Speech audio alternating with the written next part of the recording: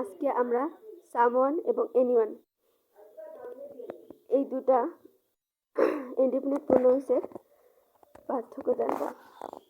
Someone এবং anyone দুটো হচ্ছে ইনডিফিনিট প্রোনাউন, কিন্তু একটা নির্দিষ্টভাবে বোঝাতে ব্যবহৃত হয় এবং একটা অনির্দিষ্টভাবে বোঝাতে ব্যবহার হয়।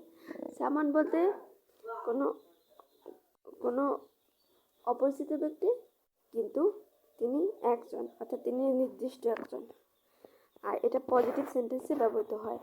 আর এনিওয়ান হচ্ছে যে কোনো ব্যক্তি হতে পারে, আর এটা হচ্ছে প্রশ্ন করতে ব্যবহৃত হয় এবং নেগেটিভ সেন্টেন্সেও ব্যবহৃত হয়। আর এটা জেনারেলি ব্যবহৃত হয় এবং এটাতে কোনো নির্দিষ্টতা কাজ করে না, তো অনির্দিষ্ট হিসেবে ব্যবহৃত হয়। দেখো আমরা একটা এক্সাম্পল যদি দেখে নিই, ডিড এনিওয়ান কল মি? কেউ কি আমাকে কল করেছে? এটা এনিওয়ান, যে কোনো কেউ একজন হতে পারে। কিন্তু যদি আমরা বলি ডিড সামওয়ান কল মি, কেউ একজন কি আমাকে কল করেছে, অর্থাৎ তিনি একজন মানুষের অপেক্ষা করছিলেন, কিন্তু সে তাকে কল করেছে কিনা সেটা তিনি জানতে চাচ্ছিলেন।